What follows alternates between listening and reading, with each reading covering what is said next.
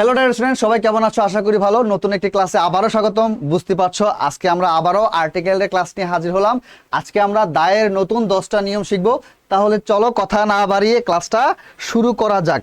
এর আগে আমরা দায়ের প্রায় 10টা নিয়ম শেষ করেছি। আজকে আবার আমরা কি করব, দায়ের নতুন 10টা নিয়ম শিখব। ঠিক আছে, তাহলে শুরু করা যাক। একদম আমাদের আজকে 11 নাম্বার রুল থেকে আমাদের ক্লাসটা শুরু হচ্ছে। কি বলছে দেখো, প্রথম রুলসে বলা আছে কোনো বাদ্যযন্ত্র বাজানো অর্থে তার নামের পূর্বে দা বসে। কোনো বাদ্যযন্ত্র, বাদ্যযন্ত্র আমরা চিনি, বাদ্যযন্ত্র আমরা চিনি, এটাকে আমরা কি বলি বলতো? Musical instrument. ইংরেজিতে কি বলা হয়? Musical instrument. মানে যেই ইনস্ট্রুমেন্টগুলো দিয়ে আমরা কি করি, গান বাজনা করি। কোন কোন ইনস্ট্রুমেন্ট দিয়ে আমরা গান বাজনা করি? যেমন দিয়ে গিটার দিয়ে গান বাজনা করি, বাঁশি দিয়ে গান বাজনা করি, ঢোল দিয়ে গান বাজনা করি। এগুলো হচ্ছে মিউজিক্যাল ইনস্ট্রুমেন্ট। এই মিউজিক্যাল ইনস্ট্রুমেন্ট বা বাদ্যযন্ত্র যদি বাজানো অর্থ প্রকাশ করে, ইংরেজিতে বাজানো বলতে বোঝায় প্লে, PLAY, প্লে। এই প্লে মানে খেলা করা না, এই প্লে বলতে এখানে আমি বুঝাচ্ছি বাদ্যযন্ত্র বাজানো। ঠিক আছে, তো বাদ্যযন্ত্র মিউজিক্যাল ইনস্ট্রুমেন্ট যদি বাজানো অর্থ প্রকাশ করে, তখন ওই মিউজিক্যাল ইনস্ট্রুমেন্টের পূর্বে, ওই বাদ্যযন্ত্রের নামের পূর্বে দা বসে। আমি আবার বলতেছি, যদি মিউজিক্যাল ইনস্ট্রুমেন্ট বাদ্যযন্ত্র বাজানো অর্থ প্রকাশ করে, তখন ওই মিউজিক্যাল ইনস্ট্রুমেন্টের নামের পূর্বে দা বসে।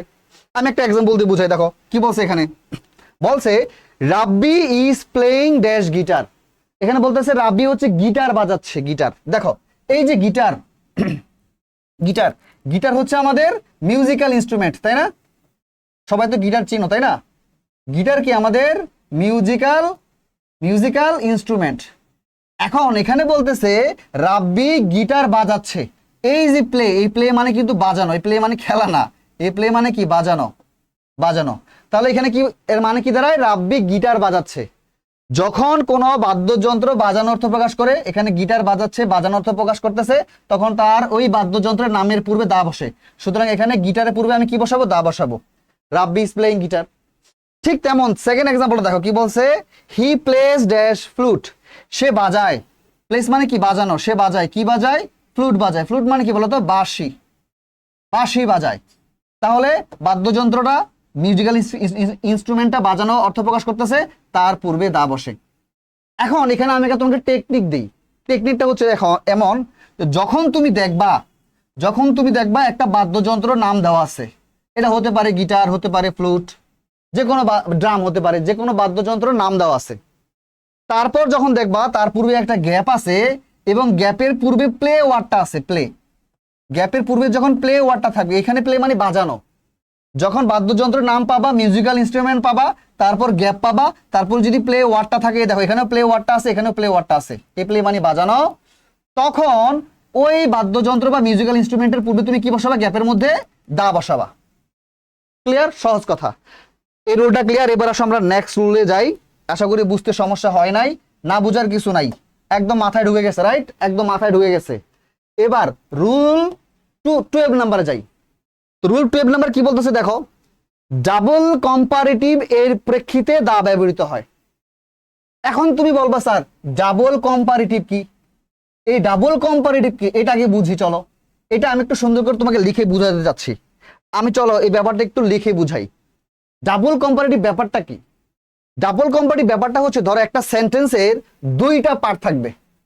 কি বলছি? একটা সেন্টেন্সের দুইটা পার্ট, প্রথমে একটা পার্ট কমা তারপর আরেকটা পার্ট, এরকম দুইটা পার্ট থাকবে। এবং প্রথম পার্ট যদি কম্পারেটিভ ফর্ম হয়, পরের পার্টটা কম্পারেটিভ ফর্ম হবে। আমি একটু লিখে বুঝাই। যেমন ধরো এখানে কি হবে, the plus comparative form of adjective, the plus comparative form of adjective dot dot dot dot dot dot comma. এখন দেখো একটা সেন্টেন্সের যে প্রথম অংশ, এই প্রথম অংশ কি হয়েছে স্যার? প্রথমে আমি দা লিখছি, তারপর হচ্ছে কম্পারেটিভ ফর্ম অফ অ্যাডজেক্টিভ হবে, তারপরে কিছু একটা ওয়ার্ড আসতে পারে, আরো দুই একটা ওয়ার্ড আসবে, তারপর এখানে কি আসবে স্যার? কমা। এই কমার পরে সেন্টেন্সের যে পরের যে পার্ট আছে, এই পরের পার্টটাও ঠিক প্রথমটার মতোই হবে। এখানেও আবার কি হবে? দা হবে plus comparative form of adjective হবে, comparative form of adjective plus আরো দুই একটা ওয়ার্ড আসবে। That's it. দেখো আমি এবার ক্লিয়ার করে বুঝাই দিই। এই পুরোটা হচ্ছে আমার একটা সেন্টেন্সের স্ট্রাকচার। এই সেন্টেন্সের স্ট্রাকচারের যে সেন্টেন্সের যে প্রথম অংশ, এই প্রথম অংশ যদি কি হয় sir, the plus comparative form of adjective হয়। আমরা অ্যাডজেক্টিভের কম্পারেটিভ ফর্ম তো চিনি, তাই না? ওই যে টলার, লাস্টে ইয়ার থাকে টলার, তারপর হচ্ছে যে গ্রেটার, তারপর হচ্ছে যে মোর থাকে, এগুলো হচ্ছে কম্পারেটিভ ফর্ম অফ অ্যাডজেক্টিভ। তাহলে সেন্টেন্সের প্রথম অংশ যখন তুমি দেখবা দা আছে, তারপর কম্পারেটিভ ফর্ম অফ অ্যাডজেক্টিভ আছে, তারপর লাস্টে দেখবে কমা আছে, এখানে আর কিছু ওয়ার্ড আসবে, তারপর কমা আসবে। সেন্টেন্সের যে দ্বিতীয় অংশ, এই দ্বিতীয় অংশে আবার দা আসবে, এই দায়ের পরে আবার কম্পারেটিভ ফর্ম অফ অ্যাডজেক্টিভ আসবে, তারপর দুই একটা ওয়ার্ড আসবে। তাহলে আমরা এই কম্পারেটিভ ফর্ম অফ অ্যাডজেক্টিভ দুইটা অংশ আমি দুইবার ইউজ করলাম না? দুইটা অংশ কয়বার ইউজ করলাম? দুইবার ইউজ করলাম। এটা কি বলে? Double comparative. এটাকে কি বলে স্যার? এটাকে কি বলে? কি বলে স্যার? Double comparative. আমি কম্পারেটিভ ফর্ম কয়বার ইউজ করলাম? অ্যাডজেক্টিভের কম্পারেটিভ ফর্ম দুইবার ইউজ করলাম। ডাবল মানে তো দুই, এটাকে বলে ডাবল কম্পারেটিভ। চলো একটা এক্সাম্পল দিয়ে বুঝাই। আমি আগে এক্সাম্পল দিয়ে বুঝাই। আমরা প্রায় কমন একটা এক্সাম্পল বলি, যেমন ধরো the more we read the more you learn. এটা আমাদের খুব কমন একটা example. The more we read, আমরা যত বেশি পড়ি, দ্য মোর উই রিড, আমরা তত বেশি শিখি। দ্য মোর উই লার্ন, আমরা যত বেশি পড়ি, আমরা তত বেশি শিখি। আচ্ছা ফাইন, এর ইংরেজি কি? The more we read the more we learn. এইবার দেখো এই সেন্টেন্সের দুইটা পার্ট। একটা হচ্ছে দ্য মোর উই রিড, তারপর কমা আছে, আরেকটা হচ্ছে দ্য মোর উই লার্ন। দুইটা অংশ। তো দুইটা অংশের প্রথম অংশ কি হয়েছে বলো তো? দা হয়েছে। দেখো দা প্লাস মোর, প্রথমে আমি দা ইউজ করলাম, আর মোর হচ্ছে কম্পারেটিভ ফর্ম অফ অ্যাডজেক্টিভ। আমরা জানি মোর হচ্ছে অ্যাডজেক্টিভের কম্পারেটিভ ফর্মে ইউজ হয়। তাহলে প্রথম অংশ হচ্ছে the plus comparative form of adjective, এই যে মোর হচ্ছে কম্পারেটিভ ফর্ম অ্যাডজেক্টিভ, তারপর আর কিছু ওয়ার্ড ইউজ হয়েছে, তারপর কমার পর দেখো আবার দা ইউজ হয়েছে, আবার comparative form of adjective use হয়েছে। প্রথম অংশে the plus comparative form of adjective, পরের অংশে আবার the plus comparative form of adjective. এটা কি বলা হয়? Double comparative. আমার কথাই বোঝা গেছে? মাথা ঢুকছে? আশা করি একদম ক্লিয়ার। এখন এইটা আর্টিকেলের ব্যবহারটা কি এখানে? অর্থাৎ আর্টিকেলের ব্যাপারটা হচ্ছে যখন এরকম কম্পারেটিভ ফর্ম অফ অ্যাডজেক্টিভ হবে, মানে ডাবল কম্পারেটিভ আসবে, এরকম ডাবল কম্পারেটিভ স্ট্রাকচার আসবে, তখন কি হবে? দুইটা অংশেই, সেন্টেন্সের দুইটা অংশের যে প্রথমেই আমাদের দা বসবে, এখানেও আমাদের দা, এখানেও আমাদের দা। কথা কি বোঝা গেছে? এবার আমরা চলো এক্সাম্পলগুলো প্র্যাকটিস করি। কি বলছে দেখো, এই যে এটা একটু আমি শিখাইলাম, দ্য মোর উই রিড, এই যে the plus comparative form of adjective, the more we learn, আবার the plus comparative form of adjective, দুইটা জায়গায় দা বসবে। এই যে পরেরটা দেখো, পরেরটা কি বলছে দেখো, প্রথমে একটা গ্যাপ দিছে, গ্যাপের পরে দিছে একটা সোনার। এই সোনারটা কি বলতো? এই সোনারটা কিন্তু আমাদের কম্পারেটিভ ফর্ম অফ অ্যাডজেক্টিভ।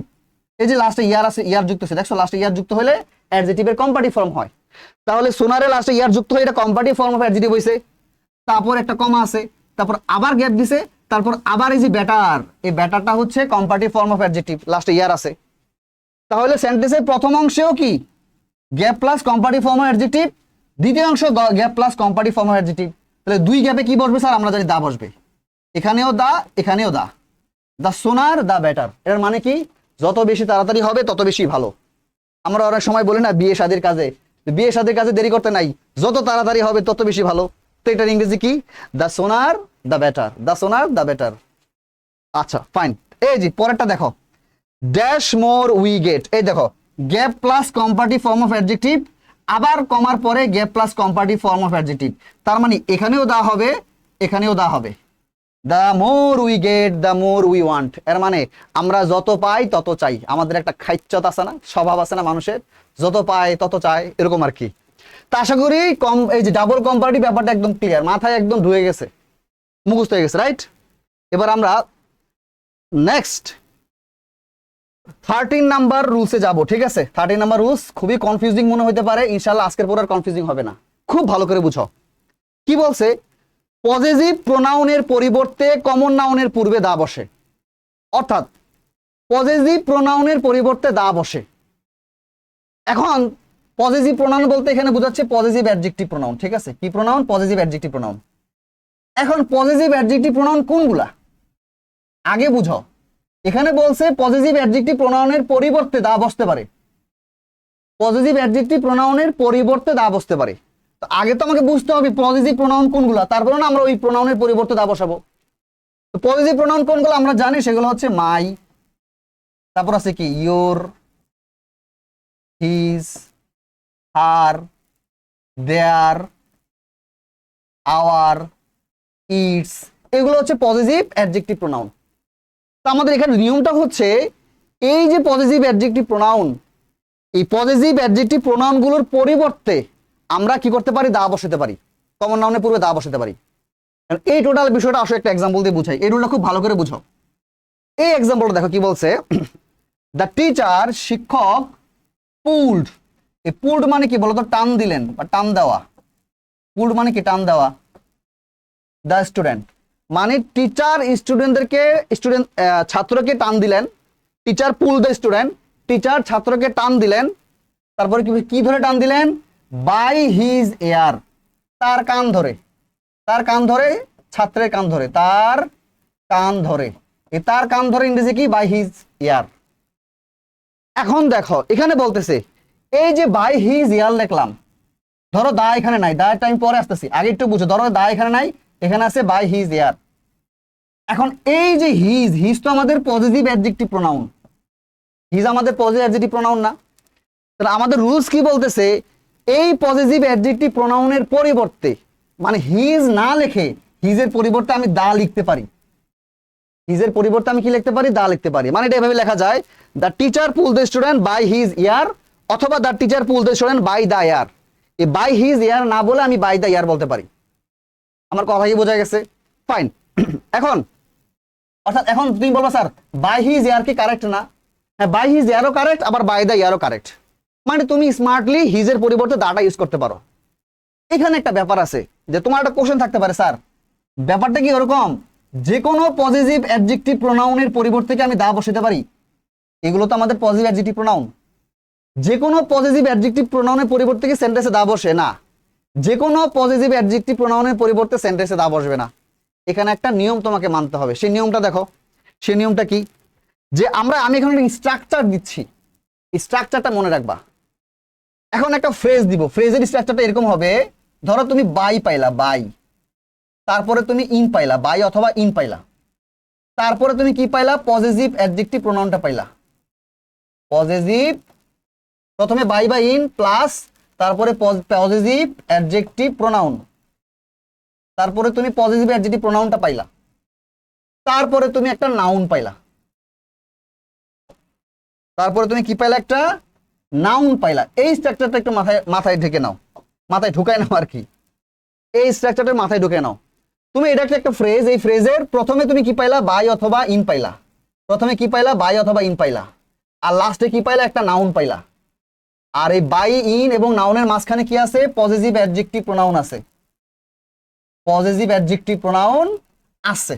ঠিক আছে, এইবার বলতেছে যখনই তুমি এমন একটা প্যাটার্ন পাইবা, প্রথমে তুমি বাই বা ইন পাইবা, লাস্টে নাউন পাইবা, মাঝখানে পজিটিভ অ্যাডজেক্টিভ প্রোনাউন পাইবা, এই পজিটিভ অ্যাডজেক্টিভ প্রোনাউনের পরিবর্তে তুমি দা ইউজ করতে পারো এই সিচুয়েশনে।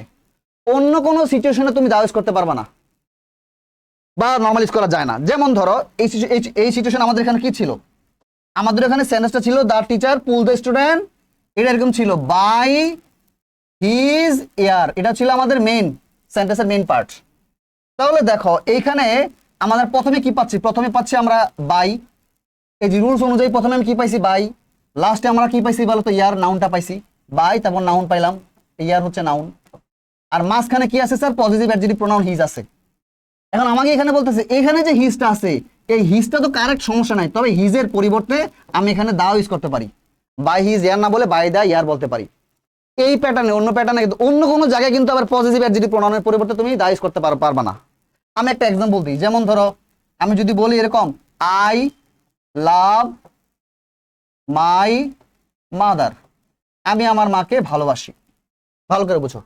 এখন এখন এইখানে কিন্তু মাই হচ্ছে পজিটিভ অ্যাডজেক্টিভ প্রোনাউন। এখন এই পজিটিভ অ্যাডজেক্টিভ প্রোনাউনের পরিবর্তে কি তুমি দা বসাতে পারবা? আই লাভ দা মাদার হবে? আই লাভ মাই মাদার আর আই লাভ দা মাদার ব্যাপারটা কি কারেক্ট হয়? সেম মিনিং প্রকাশ পায়? পায় না। আই লাভ দা মাদার হয় না, আই লাভ মাই মাদারই বলতে হবে। এইখানে তুমি মাইয়ের পরিবর্তে দা ইউজ করতে পারবা না। কিন্তু এখানে যে সেন্টেন্স প্যাটার্নটা দিছি, আমি স্ট্রাকচার দিছি, ফ্রেজাল স্ট্রাকচারটা দিছি, যখন বাই বা ইন পাবা, পজিটিভ অ্যাডজেক্টিভ প্রোনাউন পাবা, নাউন পাবা, এই পজিটিভ অ্যাডজেক্টিভ প্রোনাউনের পরিবর্তে তুমি দা ইউজ করতে পারবা। ঠিক আছে, এই ফ্রেজটা মূলত সেন্টেন্সের শেষের দিকে থাকে। সেন্টেন্সের কোথায় থাকে বলো তো? শেষের দিকে। আসো আমরা একটু পরবর্তী এক্সাম্পল দেখি।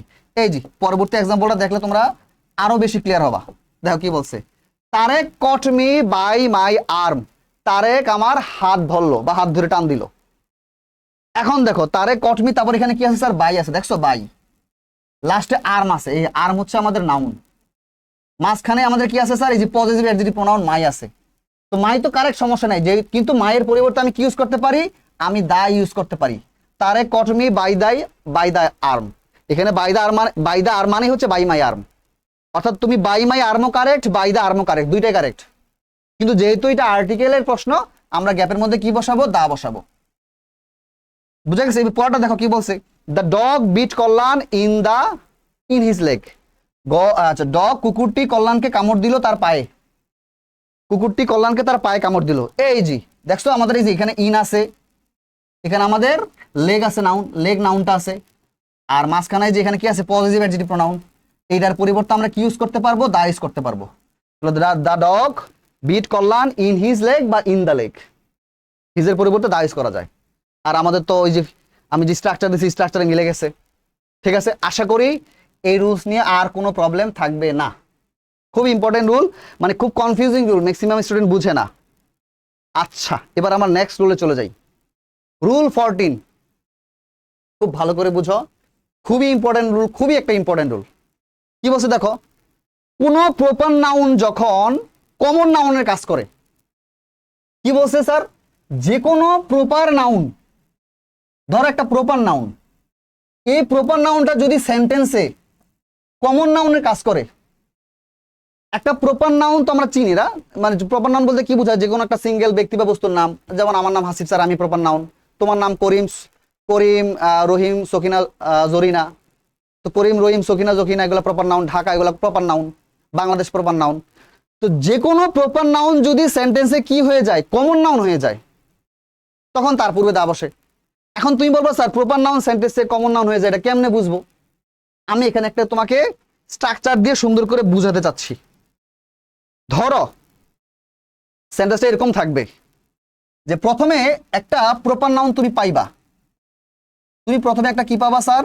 প্রপার নাউন তুমি পাবা। মানে এই সেন্টেন্সটা কিভাবে আসবে পরীক্ষায়? তারপরে কি থাকবে স্যার?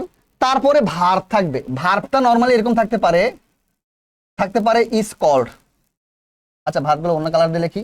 ভার্ব থাকতে পারে স্যার আমাদের ইজ কল্ড, ভার্ব থাকতে পারে আমাদের ইজ নোন, ভার্ব থাকতে পারে আমাদের ইজ রিগার্ডেড, ভার্ব থাকতে পারে আমাদের ইজ কনসিডার্ড, ভার্ব থাকতে পারে শুধু আমাদের ইজ, এরকম থাকতে পারে। ঠিক আছে, এই ভার্বগুলো নরমালি আমাদের থাকে। যখন কোন একটা সেন্টেন্স প্যাটার্নে তুমি একটা প্রপার নাউন পাবা, তারপরে এই ভার্বের ফর্মগুলো পাবা। Is considered, is regarded, is called, is known, is, এরকম পাবা। তারপরে কি আবার প্লাস আছে, প্লাস দিলাম। তারপর একটা গ্যাপ দেওয়া আছে, কথার কথা। গ্যাপ দেওয়ার পরে তারপর আরেকটা প্রপার নাউন আছে। আরেকটা কি নাউন আছে স্যার? প্রপার নাউন আছে। বুঝো? তারপরে আরো অনেক কিছু দেওয়া আছে, কথার কথা। তখন তারপরে নরমালি ওই প্রপার নাউনের পরে নরমালি তারপরে কি থাকে জানো? অফ থাকে। অফ, তারপরে একটা নাউন থাকে, এরকম থাকে আর কি। সেন্টেন্সের প্যাটার্নটা এরকম থাকে। এই সেন্টেন্সের প্যাটার্নটা একটু মাথায় ভালো করে ঢোকায় নাও। মূল জায়গাটা হচ্ছে, ধরো তুমি একটা প্রপার নাউন পাইলা, তারপর তুমি এই ভার্বগুলো পাইলা, তারপর একটা গ্যাপ দিল, তারপর তোমাকে আরেকটা প্রপার নাউন দিল। অর্থাৎ এখানে একটা প্রপার নাউন, এখানে একটা প্রপার নাউন, দুইটা প্রপার নাউন। আর মাঝখানে আমাদের কি আছে? পূর্বে একটা গ্যাপ দিছে, গ্যাপের পূর্বে এই ভার্বগুলো আছে। এই স্ট্রাকচারে যখন তুমি কোন একটা সেন্টেন্স পাবা, তখন দ্বিতীয় যে প্রপার নাউন আছে, এই দ্বিতীয় প্রপার নাউনের পূর্বে দা বসে। কথা বোঝা গেছে? এবং দ্বিতীয় যে প্রপার নাউনটা, এই প্রপার নাউনটা অ্যাকচুয়ালি প্রপার নাউন না, এটা কমন নাউন হয়ে যায়। প্রপার নাউনটা কি হয়ে যায় বলো তো? কমন নাউন হয়ে যায় সেন্টেন্সে। আমার কথা কি বোঝা গেছে? আমি এবার একটা এক্সাম্পল দিয়ে বুঝাই। ধরো ড্যাশ শাহরুখ খান, বানান ভুল হইতে পারে, শাহরুখ, আমি জানি না, শাহরুখ খান আছে না, শাহরুখ খানের কথা লিখতেছি, বানানটা ভুল হতে পারে, ঠিক আছে, প্লিজ কনসিডার ইট। তাহলে Shahrukh Khan is a famous actor. কথার কথা, এটা একটা সেন্টেন্স। এখন আমি আরেকটা সেন্টেন্স লিখলাম, hero Alam is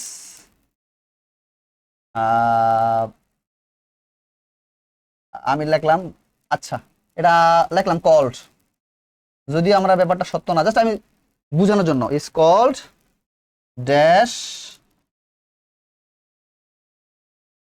Shahrukh Khan of Bangladesh, আমি বিডি লিখলাম, ঠিক আছে, অফ বাংলাদেশ। এখন এই দুইটা সেন্টেন্স দিয়ে ভালো করে বুঝাই। প্রথমে একটা বিষয় জেনে রাখো, যে কোনো প্রপার নাউনের পূর্বে কোনো আর্টিকেল বসে না, এটা হচ্ছে তোমার প্রথম নিয়ম। এটা একটু খাতার মধ্যে লিখে রাখতে পারো, আমরা ওমিশন অফ আর্টিকেলে এটা পড়াবো, তবে একটু খাতার মধ্যে লিখে রাখো, প্রপার নাউনের পূর্বে আর্টিকেল বসে না। প্রপার নাউনের পূর্বে, প্রপার নাউনের পূর্বে আর্টিকেল বসে না, লিখে রাখো। প্রপার নাউনের পূর্বে কি স্যার আর্টিকেল বসে না? প্রপার নাউনের পূর্বে আর্টিকেল বসে না, প্রপার নাউনের পূর্বে আর্টিকেল বসে না, এটা একটু মাথায় ঢুকায় রাখো, ঠিক আছে। আচ্ছা এবার দেখো দুইটা সেন্টেন্স কি বলছি, প্রপার নাউনের পূর্বে আর্টিকেল বসে না। এখন প্রথম যে সেন্টেন্স, এই সেন্টেন্সে যে শাহরুখ খান আছে, এই শাহরুখ খান আমাদের কি noun? Proper noun. Shahrukh Khan আমাদের কি নাউন? Proper noun. এখন আমরা জানি প্রপার নাউনের পূর্বে তো আর্টিকেল বসে না, তাহলে Shahrukh Khan is a famous actor, তার পূর্বে আর্টিকেল বসবে না, এটা ক্রস। বুঝা গেছে? একটু বুঝলাম, ফাইন। এবার দ্বিতীয় সেন্টেন্সে আসো, প্রথম সেন্টেন্স আমাদের ডান, হ্যাঁ প্রথম সেন্টেন্স ডান, এবার আসো দ্বিতীয় সেন্টেন্স। দ্বিতীয় সেন্টেন্স কি বলতেছে? Hero Alam is called dash Shahrukh Khan of Bangladesh. এবার আসো দ্বিতীয় সেন্টেন্সের স্ট্রাকচার কি? দ্বিতীয় সেন্টেন্সের স্ট্রাকচার হচ্ছে, প্রথমে হিরো আলম পাইলাম, হিরো আলম আমাদের কি নাউন স্যার? Proper noun. এই যে আমাদের এই স্ট্রাকচারটা মিলাও। নর্মালি যে কোনো প্রপার নাউনের পূর্বে আর্টিকেল বসে না, এটা আমাদের সাধারণ স্ট্রাকচার, যে কোনো প্রপার নাউনের পূর্বে আর্টিকেল বসে না, ক্রস। কিন্তু তুমি ধরো প্রপার নাউন পাইলা হিরো আলম, এটা হচ্ছে প্রপার নাউন, তুমি একটা সেন্টেন্সে প্রপার নাউন পাইলা, এই স্ট্রাকচার যাচ্ছে আবার। এবার প্রপার নাউনে তুমি পরে কি পাইলা? ইজ কল্ড, এই যে এখানে স্কল ছিল, যে স্কল্ড, স্কল বসাইলাম, তারপরে গ্যাপ থাকবে, এই যে গ্যাপ, তারপরে প্রপার নাউন থাকবে, এই যে শাহরুখ খান আমাদের প্রপার নাউন, পাইলাম না? প্রপার নাউন পাইছি। তাহলে দেখো তো আমাদের এই স্ট্রাকচারে মিলছে কিনা। যদি এই স্ট্রাকচারটাতে মিলে যায়, তাহলে তখন কি হবে? এই যে প্রথম প্রপার নাউন, দ্বিতীয় প্রপার নাউন, এই দ্বিতীয় প্রপার নাউনের পূর্বে দা বসবে। তার মানে এখানে আমি শাহরুখ খানের পূর্বে কি বসাবো? দা বসাবো। প্রথম প্রপার নাউনের পূর্বে আমি কি ক্রস দিছি, কারণ যে কোনো প্রপার নাউনের পূর্বে ক্রস হয়। কিন্তু যখন সেন্টেন্সটা এই প্যাটার্নে হবে, এই স্ট্রাকচারে হবে, তখন দ্বিতীয় যে প্রপার নাউনটা আছে, এই স্ট্রাকচারে যখন সেন্টেন্সটা বিল্ড আপ করা হবে, তৈরি করা হবে, এই স্ট্রাকচারের সেন্টেন্সটা দ্বিতীয় যে প্রপার নাউনটা আছে, এই প্রপার নাউনটা কিন্তু আর প্রপার নাউন নাই। এই প্রপার নাউন কি হয়ে গেছে? এই যে এই প্রপার নাউন কি হয়ে যায়? কমন নাউন হয়ে যায়। এইখানে শাহরুখ খান হচ্ছে কমন নাউন, এখানে শাহরুখ খান কি নাউন? Common noun. এই প্যাটার্নে শাহরুখ খানটা কমন নাউন হয়ে গেছে, এই কারণে তার পূর্বে আমি কি বসাইছি?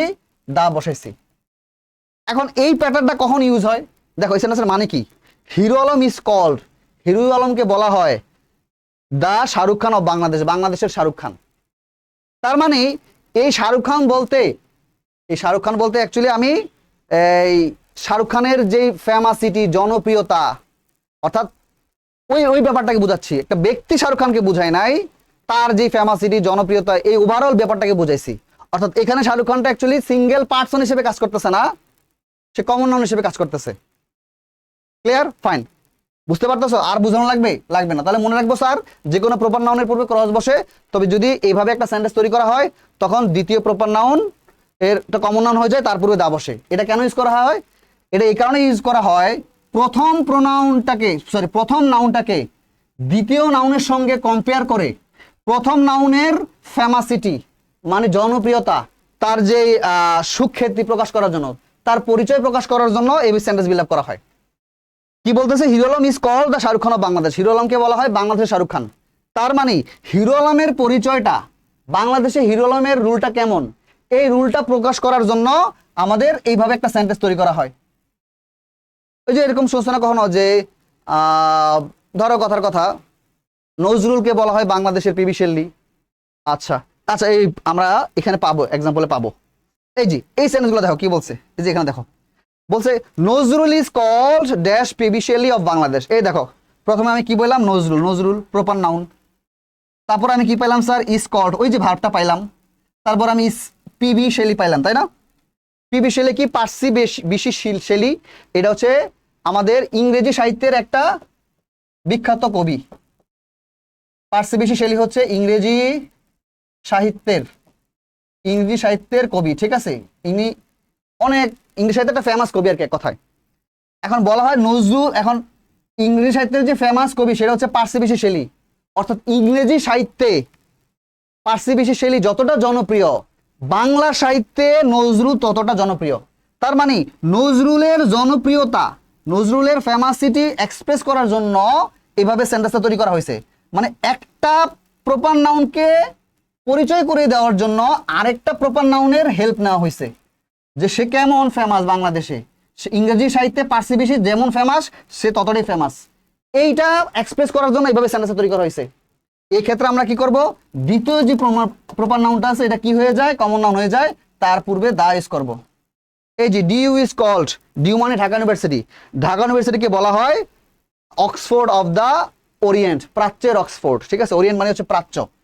আচ্ছা, প্রাচ্যের অক্সফোর্ড, সুতরাং এখানে কি বসবে, DU is called the Oxford of the Orient. পরেরটা দেখো, Narayanganj is Dundee of Bangladesh. Narayanganj হচ্ছে বাংলাদেশের ডান্ডি। ডান্ডি হচ্ছে তোমার ইয়ার জন্য, বিজনেসের জন্য খুব ফেমাস একটা প্লেস, ফেমাস একটা জায়গা। সেখানে মানে কি বলা যায়, এক কথায় বিজনেস মুখী একটা শহর আর কি। তাহলে আমরা কি বলবো, the, Narayanganj is the Dundee of Bangladesh. Narayanganj হচ্ছে বাংলাদেশের ডান্ডি। যাই হোক, আশা করি বুঝতে পারছো, রুল 14 ডান, মাথায় ঢুকছে। তোমার এত কিছু না বুঝলে তুমি জাস্ট কি করবা স্যার, তুমি জাস্ট কি করবা বলো তো, তুমি এই যে এই প্যাটার্নটা আছে না, এখানে যে স্ট্রাকচার দিচ্ছে এটা মনে রাখবা। যে কোনো প্রপার নাউনের পূর্বে আর্টিকেল বসে না, তবে এই প্যাটার্নের যদি সেন্টেন্স তৈরি হয়, দ্বিতীয় প্রপার নাউনটা কমন নাউন হয়ে যায়, তার পূর্বে আর্টিকেল দা বসে। ঠিক আছে, ফাইন। এবার আসো কত number rules, 15 number rules. 15 number rules কি বলতেছে, ভৌগোলিক ভাবে একে অপর থেকে বিচ্ছিন্ন কিছু অঞ্চল নিয়ে যৌথভাবে গঠিত দেশগুলোর নামের আগে দা ব্যবহার করা হয়। কিছু দেশ আছে, এই দেশগুলোর যে ল্যান্ড আছে, ল্যান্ডগুলো একে অপরের সঙ্গে পুরোপুরিভাবে কানেক্টেড না, অনেক সময় আলাদা থাকে। যেমন ধরো, আমি এটা বুঝাই দিই। যেমন ধরো ইউকে, ইউকে বলতে আমরা কি বুঝি, ইউকে ইউকে ইউকে মানে কি বলতো, United Kingdom. United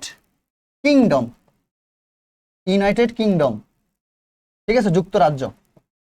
United kingdom মানে কি বলতো, যুক্তরাজ্য। দেখো এর বাংলা কি, যুক্তরাজ্য। তার মানে যুক্তরাজ্য মানে অনেকগুলা রাজ্য যখন একসঙ্গে যুক্ত থাকে তাকে বলা হয় যুক্তরাজ্য বা ইউনাইটেড কিংডম। এন্ড ইউকে বলতে আমরা নর্মালি ইংল্যান্ডকে বুঝাই, ইংল্যান্ড আছে না, ইংল্যান্ডকে ইউকে বুঝাই। কিন্তু ইউকে বা ইউনাইটেড কিংডম, ওখানে মূলত রাজ্য আছে চারটা রাজ্য। একটা হচ্ছে ইংল্যান্ড, আয়ারল্যান্ড, ওয়েলস, আর এটা হচ্ছে তোমার স্কটল্যান্ড। এই চারটা স্টেট। ধরো তোমরা ইংল্যান্ড দেখছো কিনা, আমি একটু এভাবে আঁকাই। এটা হচ্ছে আমাদের, এটা হচ্ছে কথার কথা আমার, এটা হচ্ছে আমাদের আটলান্টিক মহাসাগর। এখানে হচ্ছে আমাদের তোমাদের আফ্রিকা মহাদেশ, আর এখানে হচ্ছে আমাদের মেডিটেরিয়ান সি। এই জায়গাটা হচ্ছে আমাদের ইউরোপ। এখন এই যে আটলান্টিক ওশান আছে না, এই আটলান্টিক ওশানের এই জায়গাগুলোতে এখানে মূলত চারটা স্টেট আছে, চারটা রাজ্য আছে। এই জায়গাটাতে চারটা রাজ্য আছে। একটা রাজ্য হচ্ছে কি ইংল্যান্ড, একটা ওয়েলস, একটা স্কটল্যান্ড, একটা আয়ারল্যান্ড, এরকম চারটা স্টেট আছে।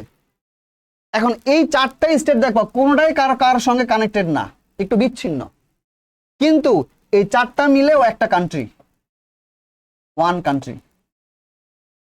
কথা বোঝা গেছে?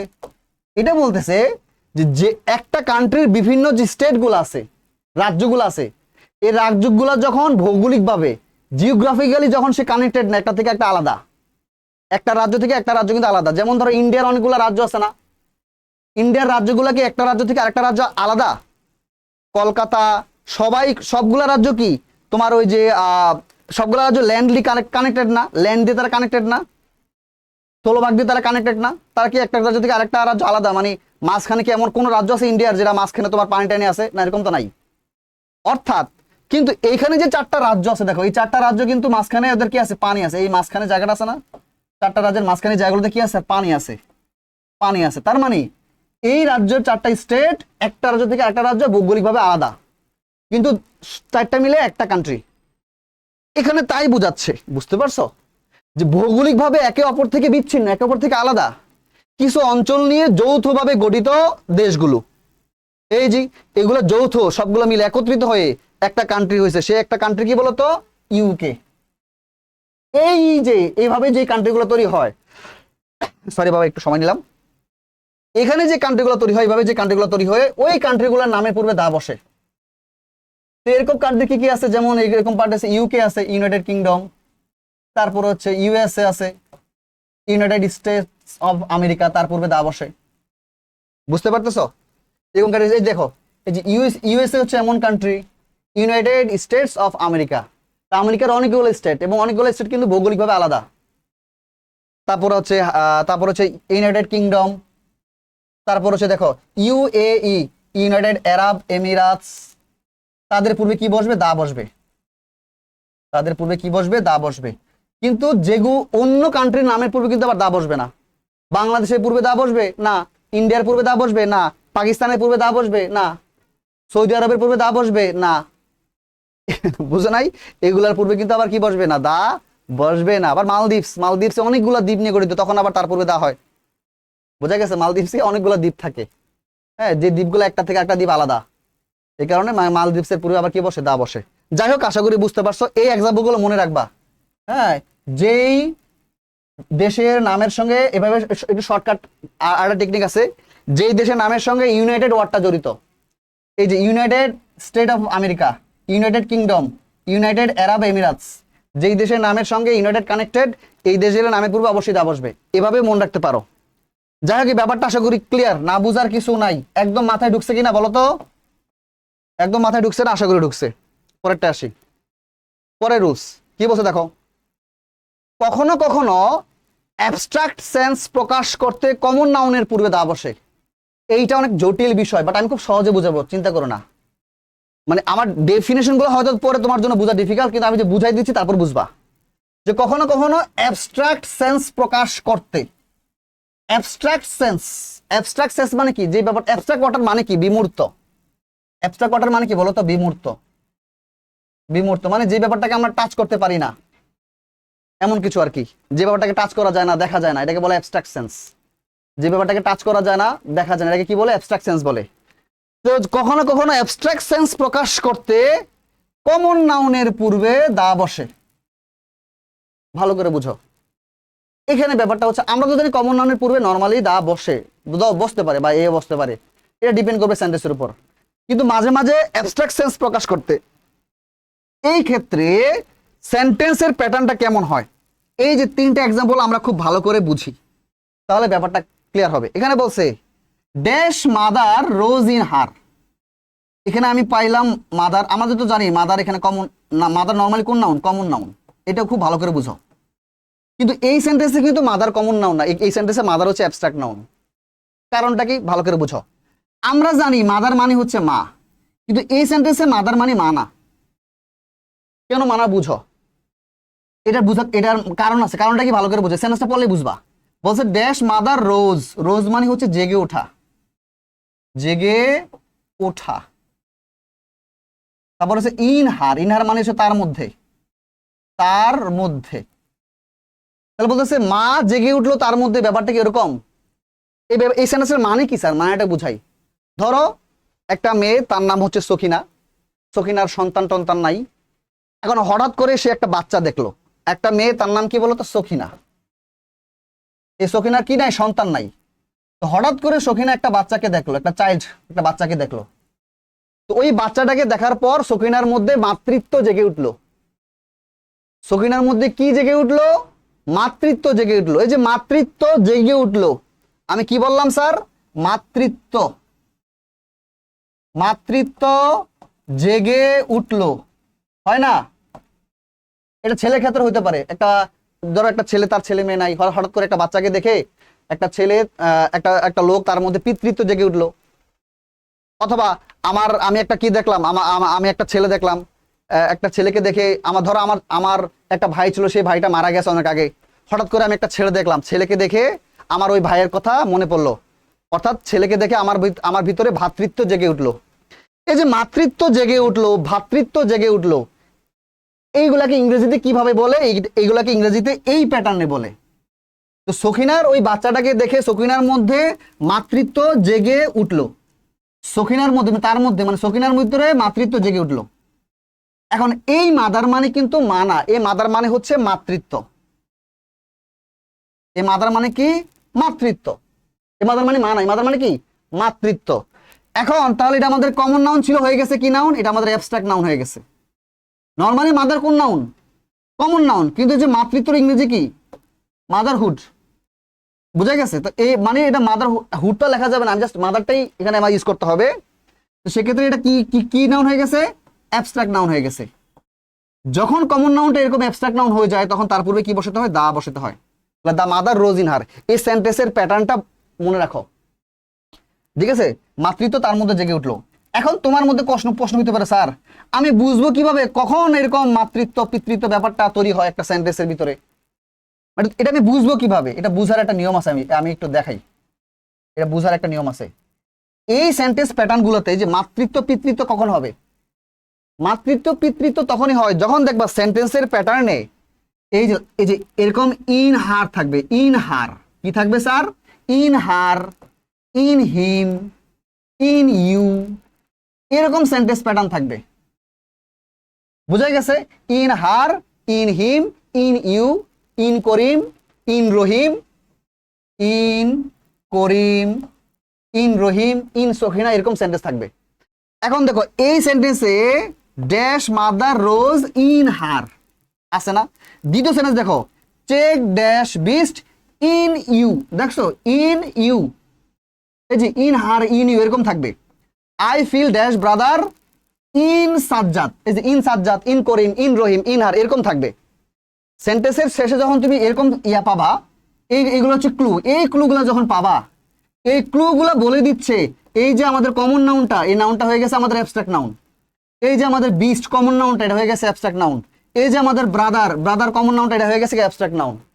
তখন আমি কি করব? তাদের পূর্বে কি বসাই দিব? দা বসাই দিব। এখানে যেমন দা বসাই দিছি, এরকম দা, এখানেও দা। বুঝতে পারতেছো? ক্লিয়ার? তাহলে check the beast in you এর মানে কি? তোমার ভিতরে যেই পশুত্ব আছে, এখানে বিস্ট, এই বিস্ট মানে কিন্তু পশুত্ব। পশুত্ব আমরা বলি না, তোমার মধ্যে যে পশুত্ব আছে সেই পশুত্বটাকে নিয়ন্ত্রণ করো, তোমার পশুত্বটাকে নিয়ন্ত্রণ করো। আমরা যারা মুসলিম তারা রমজান মাসে কি করি? আমাদের ভিতরে পশুত্বটাকে নিয়ন্ত্রণ করার চেষ্টা করি না? এটাই আর কি। যেমন ধরো, I feel the brother in Sajjad, আমি সাজ্জাদের মধ্যে ভ্রাতৃত্ব ফিল করতে পারলাম। এই যে এই ব্রাদার মানে হচ্ছে ভ্রাতৃত্ব। কেন স্যার ভ্রাতৃত্ব হইলো? এই যে ইন সাজ্জাদ আছে এই কারণে, তাই তার পূর্বে দা বসবে। ক্লিয়ার? মাথায় ঢুকছে? একদম ঢুকছে আমি আশা করি। আশা করি না বুঝার কিছু নাই। এবার আসো পরেরটা, রুল 17। আমি বলি একটু লং ক্লাস হবে, আমি জানি একটু লং ক্লাস হবে। মেবি কতক্ষণ হয়েছে? আমি 38 মিনিট হয়ে গেছে, কিছু করার নাই। আমার কথা হচ্ছে, বললাম না, বারবার বলি, একদম তুমি যেই টপিকটা আমি পড়াবো ওই টপিকটা তোমাকে এমনভাবে পড়াবো যে তুমি ওই টপিকে মাস্টার হয়ে যাবা। মাস্টার, তোমাকে কেউ আটকাতে পারবে না, কেউ আটকাতে পারবে না। ঠিক আছে? এবার আসো রুল 7 কি বলছে দেখো কি বলছে। বলছে যখন প্রপার নাউনের পূর্বে কোনো অ্যাডজেক্টিভ বসে, ওই নাউনটিকে মডিফাই করে, তখন তার পূর্বে দা বসে। এখন দেখো, কোনো প্রপার নাউনের পূর্বে কিন্তু নর্মালি অ্যাডজেক্টিভ বসে না। প্রপার নাউনের পূর্বে অ্যাডজেক্টিভ বসে না। যেমন ধরো আমি বললাম হচ্ছে করিম। এখন করিমের পূর্বে তুমি কোনো অ্যাডজেক্টিভ বসাতে পারবা? আমি কি বলতে পারবো যে টল করিম? টল তো অ্যাডজেক্টিভ, তাই না? তাহলে করিম আমাদের কি নাউন? Proper noun. এই ব্যাপারটাকে ভালো করে বুঝো। করিম আমাদের কি নাউন? Proper noun. এখন প্রপার নাউনের পূর্বে কি অ্যাডজেক্টিভ বসাতে পারবো আমি? টল করিম এরকম হয় না। অর্থাৎ প্রপার নাউনের পূর্বে অ্যাডজেক্টিভ বসানো যায় না। কিন্তু আমি অ্যাডজেক্টিভ কার পূর্বে বসাই, একটা হলো হচ্ছে অ্যাডজেক্টিভ। অ্যাডজেক্টিভ নরমালি আমরা কমন নাউনের পূর্বে বসাই। যেমন আমি বলতে পারি টল বয়, লম্বা ছেলে, টল বয়। এই বয়টা কি নাউন? বয়টা হচ্ছে কমন নাউন। বয়টা কি নাউন? Common noun.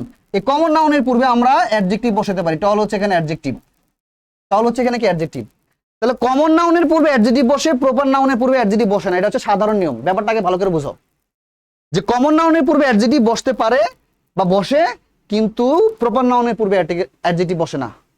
কিন্তু তুমি যদি এরকম দেখো কোন একটা সেন্টেন্সে প্রপার নাউনের পূর্বে অ্যাডজেক্টিভ বসছে এবং প্রপার নাউনকে মডিফাই করতেছে, বুঝতে পারতেছো? এখানে রুলসটা আমাকে তাই বলতেছে যে তুমি যদি দেখো প্রপার নাউনের পূর্বে কি বসে, অ্যাডজেক্টিভ বসছে, নরমালি কিন্তু বসে না, কিন্তু তুমি যখন দেখতেছো প্রপার নাউনের পূর্বে অ্যাডজেক্টিভ বসে প্রপার নাউনটাকে মডিফাই করতেছে, তখন ওই অ্যাডজেক্টিভের পূর্বে দা বসবে। বুঝা গেছে? এক এক্সাম্পল দেখো, এখানে বলছে dash great scientist Einstein was born in German. এখন দেখো এখানে আইনস্টাইন আমরা সবাই চিনি, তাই না? আইনস্টাইনকে আমরা চিনি, কি বলতেছে? Einstein was born in German. Einstein জার্মানে জন্মগ্রহণ করছে। আইনস্টাইন কোথায় জন্মগ্রহণ করছেন? জার্মানে। আমরা তো সবাই জানি, তাই না? এখন দেখো আইনস্টাইন কি নাউন স্যার? Proper noun. বলো, আইনস্টাইন কি নাউন? প্রপার নাউন, আমরা সবাই জানি। এখন এই প্রপার নাউনের পূর্বে কি বসে স্যার? গ্রেট বসছে। গ্রেট সায়েন্টিস্ট আইনস্টাইন, মহান বিজ্ঞানী আইনস্টাইন, বলি না মহান বিজ্ঞানী আইনস্টাইন। তাহলে এই যে গ্রেট ওয়ার্ডটা, এই গ্রেট, এই যে মহান ওয়ার্ডটা, এই মহান ওয়ার্ডটা কার সম্পর্কে বলতেছে? এই আইনস্টাইন সম্পর্কে বলতেছে। অর্থাৎ এই গ্রেট কিন্তু অ্যাডজেক্টিভ। তাহলে অ্যাডজেক্টিভ কি করতেছে স্যার? প্রপার নাউনকে মডিফাই করতেছে, প্রপার নাউনের পূর্বে বসে।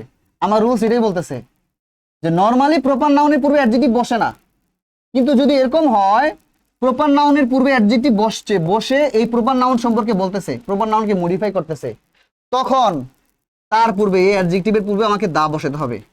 The great scientist Einstein was born in German. মহান বিজ্ঞানী আইনস্টাইন জার্মানে জন্মগ্রহণ করছেন। কিন্তু এই যে গ্রেট সায়েন্টিস্ট যদি না থাকতো, যে এইটুকু যদি বাদ দিতাম আমি, ধরো গ্রেট সায়েন্টিস্ট নাই, just Einstein was born in German, তখন কিন্তু ক্রস হইতো। তখন কি হইতো? ক্রস হইতো। বুঝতে পারতেছো? দেখো, virtuous Mohsin pardon the thief. আমরা সবাই তো মহসিনের গল্পটা জানি। পার্ডন মানে এখানে ক্ষমা করে দেওয়া, মাফ করে দেওয়া। পড়ছো না যে মহসিন অনেক দানবীর ছিলেন, তার বাড়িতে একটা কি আসছিল, একটা চোর আসছিল, তারপর সে চোরটাকে ধরে ফেলছে, তারপরে চোরটার কাহিনী শুনে সে অনেকদিন না খেয়ে আসে, তখন তাকে মাফ করে দিছে, অনেকগুলো টাকা দিয়ে দিছে। এখন মহসিন আমাদের কি নাউন স্যার? প্রপার নাউন, আমরা জানি, তাই না? মহসিন কি নাউন? Proper noun. এখন প্রপার নাউনের পূর্বে এই যে ভার্চুয়াস, ভার্চুয়াস মানে খুব গুণী সম্পন্ন, খুব সৎ গুণী সম্পন্ন মানুষ, এটাকে বলে ভার্চুয়াস। তাহলে এটা হচ্ছে আমাদের অ্যাডজেক্টিভ। তাহলে প্রপার নাউনের পূর্বে অ্যাডজেক্টিভ বসছে এবং অ্যাডজেক্টিভ এই প্রপার নাউনকে মডিফাই করতেছে, সুতরাং তার পূর্বে আমাকে দা বসাতে হবে। আর যদি ভার্চুয়াস না থাকতো তখন এখানে ক্রস হইতো। বুঝা গেছে? যদি ভার্চুয়াস এখানে না দিতাম তখন আমি গ্যাপে ক্রস বসাইতাম। যেহেতু ভার্চুয়াস আছে, সুতরাং এই স্ট্রাকচার অনুযায়ী তার পূর্বে দা বসবে। The virtuous Mohsin. পরে দেখো, dash great warrior Alexander won many battles. Alexander অনেক যুদ্ধে জয়লাভ করছেন। এই জি আলেকজান্ডার, এটা আমাদের প্রপার নাউন। আলেকজান্ডার আমাদের কি নাউন? Proper noun. প্রপার নাউনের পূর্বে অ্যাডজেক্টিভ বসছে দা। তারপরে dash great philosopher Socrates was born in Greece. Socrates গ্রিসে জন্মগ্রহণ করছেন। এই জি সক্রেটিস কি নাউন? আমাদের প্রপার নাউন। তার পূর্বে অ্যাডজেক্টিভ বসছে, তার পূর্বে দা। দ্য গ্রেট ফিলোসফার, মহান দার্শনিক সক্রেটিস গ্রিসে জন্মগ্রহণ করেছেন। ওয়াজ বর্ন ইন গ্রিস।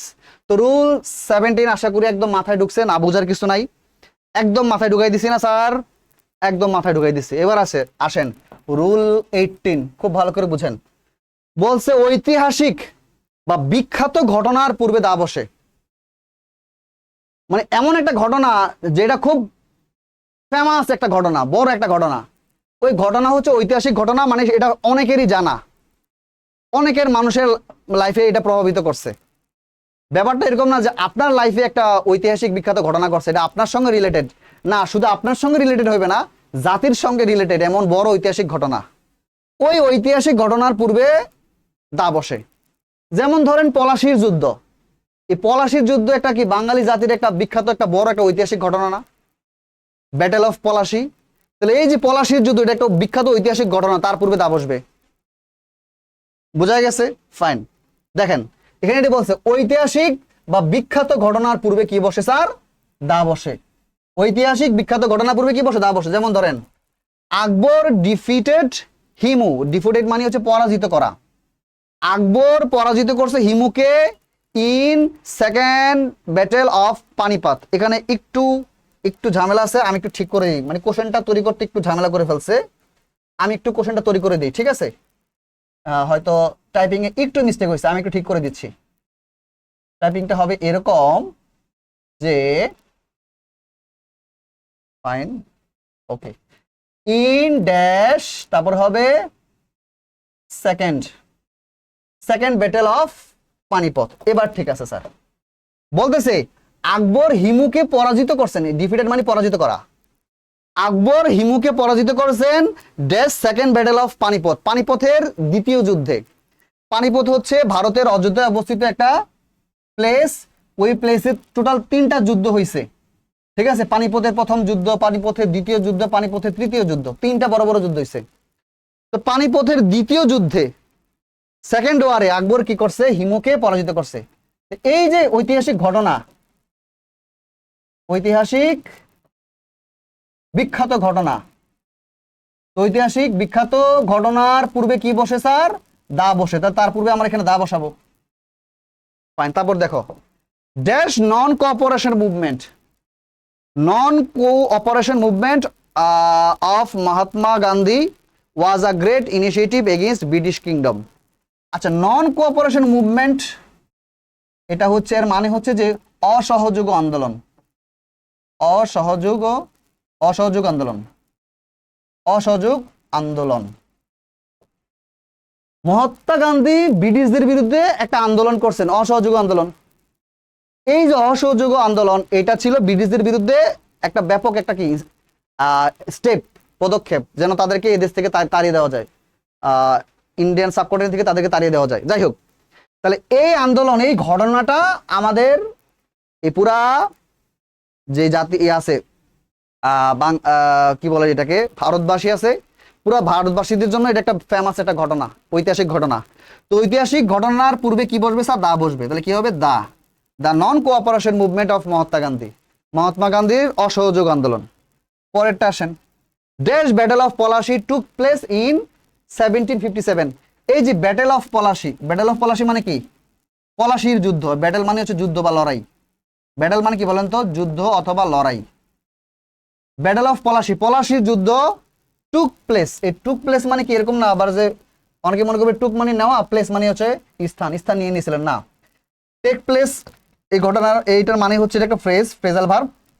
এটার মানে হচ্ছে সংগঠিত হওয়া বা ঘটেছিল, রাইট? বলছে পলাশির যুদ্ধটা সংগঠিত হয়েছিল কত সালে? ইন 1757, 1757 সালে। তাহলে পলাশির যুদ্ধটা ঐতিহাসিক বিখ্যাত ঘটনা, তার পূর্বে কি বসবে? দা বসবে। আশা করি এটা না বুঝার কিছু নাই, একদম মাথায় সেট হয়ে গেছে স্যার। পরেরটা আসি, রুল 19। আজকে আরো 2টা রুলস করাবো, তারপর শেষ করে দিব। একটু ধৈর্য ধরে কাজটা করেন, ঠিক আছে? কি বলছে দেখেন, রুল 19 খুব সহজ, খুবই সহজ, ভালো করে বুঝেন। কি বলছে? কোনো বস্তুর নির্দিষ্ট কোনো অংশ নির্দেশকারী অ্যাডজেক্টিভের পূর্বে দা বসে। ভালো করে বুঝেন, এটা অনেকে বুঝে না। একটা বস্তু, এই বস্তুর একটা নির্দিষ্ট অংশ এবং ওই অংশটা যদি অ্যাডজেক্টিভের মতো কাজ করে, বোঝা গেছে?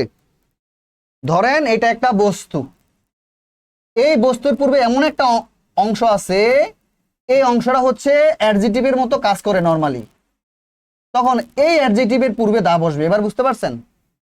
কোন একটা বস্তুর, এটা প্লেস হতে পারে, যাই হোক, কোন একটা জিনিসের ভিতরে এমন একটা অংশ আছে যেটা অ্যাডজেক্টিভের মতো ফাংশন করে, তার ওই অ্যাডজেক্টিভের পূর্বে দা বসে। যেমন ধরেন এই এক্সাম্পল দেখেন, he likes dash yellow of an egg. এখন দেখেন, আমরা তো ডিম চিনি, তাই না? ডিম চিনি না? এই যে এটা হচ্ছে আমাদের ডিম, আমি একটু আঁকি, আঁকলে খুব ভালো হয়। সাদা ডিম, হ্যাঁ, এটা হচ্ছে আমাদের ডিম, সবাই তো চিনেন, তাই না? আচ্ছা আচ্ছা, এখন এই ডিমের ভিতরে এই যে খুব ভালো হয় না, ডিমটা পুরোটা সাদা করি আগে, হ্যাঁ আপনাদের জন্য আঁকতেছে বোঝার জন্য, একটু টাইম লাগলেও বুঝতে সহজ হবে। ধরেন এটা হচ্ছে আমাদের ডিম, কেমন হয়েছে ডিমটা বলেন তো? তোমরা একটু পরে আমাকে জানাইও, হোয়াটসঅ্যাপে জানাইও ডিমটা কেমন হয়েছে, বা আমার পেজে গিয়ে আমাকে জানাইও ডিম আঁকাটা কেমন হয়েছে, হ্যাঁ পেজে গিয়ে আমাকে জানাইও। আচ্ছা এখন ডিমের ভিতরে কি থাকে স্যার? ডিমের ভিতরে কি থাকে? একটা কুসুম থাকে না বলেন তো?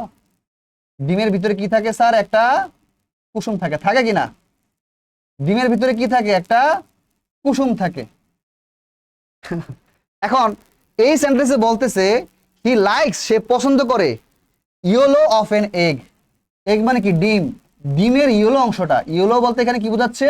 এই যে ইয়েলো বা কুসুমকে বোঝাচ্ছে। বলতেছে সে ডিমের কুসুমের যে অংশটা, ওই অংশটা পছন্দ করে। তো ডিম হচ্ছে আমার একটা জিনিস, একটা বস্তু। তো ডিমের ভিতরে ইয়েলো অংশ আছে। এখন এই ইয়েলো একটা সেন্টেন্সে কিসের কাজ করে? ইয়েলো একটা সেন্টেন্সে, এই সেন্টেন্সে ইয়েলোটা অনেকটা কিসের মতো কাজ করতেছে? অ্যাডজেক্টিভের মতো কাজ করতেছে। কেমন অংশ? ইয়েলো অংশ। ডিমের কোন অংশ বা কেমন অংশ? ইয়েলো অংশ।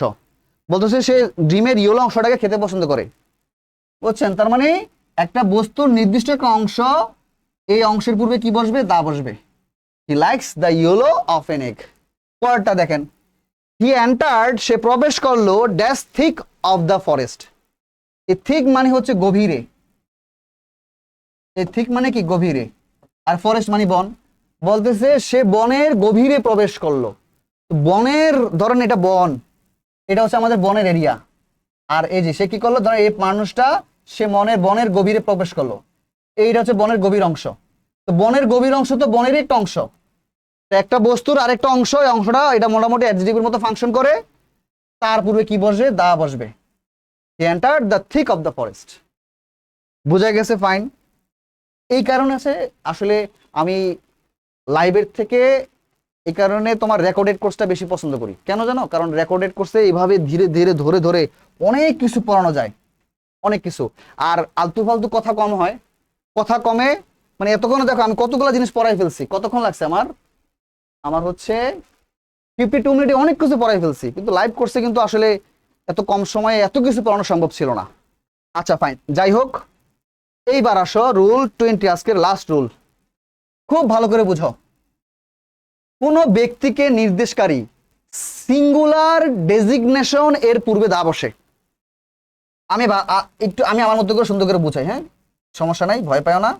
আমি আমার মতো করে সুন্দর করে বুঝাই। কি বলছে? Singular designation. আচ্ছা আগে বলো ডেজিগনেশন মানে কি? ডেজিগনেশন বলছে পদ বা পদমর্যাদা, ঠিক আছে? অথবা এটাকে বলতে পারো র্যাঙ্ক। র্যাঙ্ক থাকে না? র্যাঙ্ক, পদমর্যাদা, র্যাঙ্ক। ধরো একটা র্যাঙ্ক দিয়ে কোন একটা ব্যক্তিকে আমি নির্দেশ করতেছি। কথার কথা, ধরো ব্যাংকের কি থাকে? ম্যানেজার থাকে না? ব্যাংকের কি থাকে স্যার? ম্যানেজার থাকে। ব্যাংকের কি থাকে স্যার? ম্যানেজার থাকে। তারপর দেখো যে বিভিন্ন প্রতিষ্ঠানে কি থাকে? এমডি থাকে না? তারপর থাকে ক্লার্ক থাকে না? ক্লার্ক। যাই হোক, ধরো এগুলো তো আমাদের র্যাঙ্ক বা পদমর্যাদা, ডেজিগনেশন।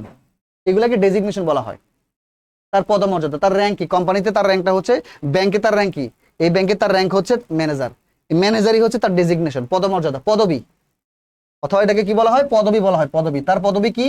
তার পদবি হচ্ছে সে ম্যানেজার। এখন এই ডেজিগনেশন দিয়ে যখন একটা ব্যক্তিকে নির্দেশ করা হয়, এই ডেজিগনেশন গুলো দিয়ে যখন একটা ব্যক্তিকে নির্দেশ করা হয়, তখন এই ডেজিগনেশনের পূর্বে দা বসে।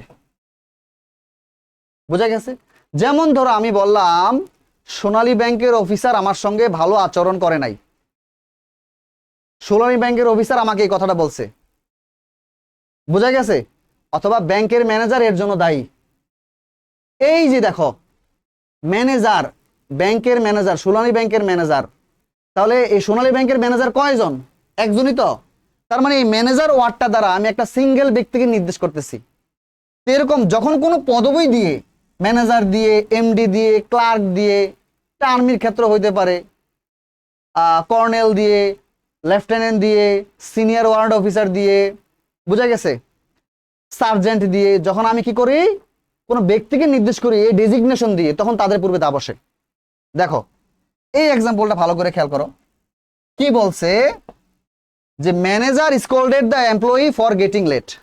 বলতেছে ম্যানেজার কি করছে, স্কোল্ডেড করছে। স্কোল্ডেড মানে হচ্ছে গালি দেওয়া, গালি বা তিরস্কার দেওয়া, বকাবকি করা আর কি, তিরস্কার করা, বকাবকি করা। তো ম্যানেজার গালিগালাজ করছে, তিরস্কার করছে কাকে, এমপ্লয়ি। এমপ্লয়ি মানে হচ্ছে কর্মচারী, ওই ব্যাংকের আরো যে কর্মচারী আছে তাদেরকে বোঝাচ্ছে। কর্মচারীকে গালিগালাজ করছে ফর গেটিং লেট, দেরি করার জন্য। এখন এই ম্যানেজার এই ডেজিগনেশন দিয়ে আমি কি বোঝাচ্ছি, একটা সিঙ্গেল পার্সনকে নির্দেশ করতেছি। কাকে নির্দেশ করতেছি, সিঙ্গেল পার্সন, মানে ব্যাংকের যে ম্যানেজার বা যে কোনো ম্যানেজার হতে পারে, যে কোনো অফিসের ম্যানেজার, একটা সিঙ্গেল পার্সনকে নির্দেশ করতেছি যে ম্যানেজার এমপ্লয়িকে গালিগালাজ করছে লেট করার জন্য। তো ডেজিগনেশন দিয়ে যখন কোনো ব্যক্তিকে নির্দেশ করা হয়, সিঙ্গেল পার্সনকে নির্দেশ করা হয়, তাদের পূর্বে দা বসে। The manager scolded the employee for getting late. এই পরটা দেখো, I want to invite dash president in our occasion. বলতেছে আমি আমাদের অনুষ্ঠানে, অকেশন মানে অনুষ্ঠানে প্রেসিডেন্টকে আমন্ত্রণ করতে চাই। আমি আমাদের অনুষ্ঠানে প্রেসিডেন্টকে আমন্ত্রণ করতে চাই। এখন প্রেসিডেন্ট বলতে একটা সিঙ্গেল পার্সনকে বোঝাচ্ছে না, সিঙ্গেল, এই যে তার প্রেসিডেন্ট, তার র্যাঙ্ক, এটা তো তার ডেজিগনেশন। এই ডেজিগনেশন দিয়ে একটা সিঙ্গেল পার্সনকে নির্দেশ করতেছে, তার পূর্বে কি হবে, দা বসবে। তাহলে I want to invite the president in our occasion. পরেরটা, do you know where dash professor is. তুমি কি জানো প্রফেসর কোথায় গেছে। তার মানে এই প্রফেসর দ্বারা আমি কি করতেছি, একটা সিঙ্গেল পার্সনকে নির্দেশ করতেছি এই ডেজিগনেশন দ্বারা, তার পূর্বে কি বসবে, দা বসবে। আশা করি রুলসটা ডান, আর কোনো সমস্যা নাই। টোটাল আজকে কয়টা রুলস হলো স্যার, 10টা রুলস। আচ্ছা একটা কথা বলে রাখি তোমাদের জন্য, যখন আমি আজকের এই ভিডিওটা তৈরি করতেছিলাম, রেকর্ডেড ক্লাসটা তৈরি করতেছিলাম, এইটা আমার 3 নম্বর অ্যাটেম্পট। এর আগে আমি 2বার ক্লাসটা শুরু করে 2 থেকে 3টা রুলস করিয়ে আবার আমার প্রবলেম হয়ে গেছিল, আটকে গেছিলাম আর কি। কেন আটকে গেছিলাম, হয়তো স্লাইডে প্রবলেম ছিল অথবা হ্যাং হয়ে গেছে, যাই হোক। এই 3 নাম্বার অ্যাটেম্পটে এসে আমি মোটামুটি সফল হয়েছি, 10টা রুলস ফার্স্ট টু লাস্ট শেষ করাইছি। যাই হোক, কথা না বাড়িয়ে আজকে দুটো পর্যন্তই, দেখা হবে নেক্সট ক্লাসে। নেক্সট আমি আরও কিছু আর্টিকেলের দায়ের রুলস শিখাবো, তারপরে আমরা আরও 1-2টা ক্লাস লাগবে বা 2-3টা ক্লাস লাগবে, তারপর আমরা সরাসরি বোর্ড কোশ্চেনে চলে যাব। তো দেখা হবে নেক্সট ক্লাসে। সবাই ভালো থাকো, সুস্থ থাকো, আল্লাহ হাফেজ।